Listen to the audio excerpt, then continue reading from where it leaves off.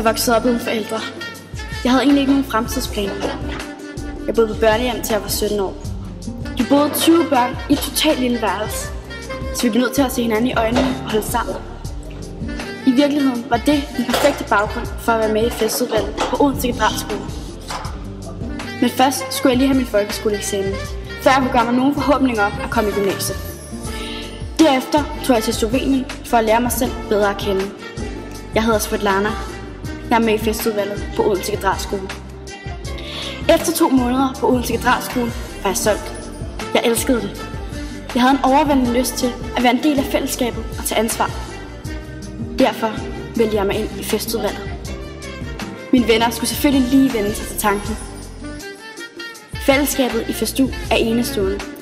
Jeg føler, at Festu er den familie, jeg aldrig har haft.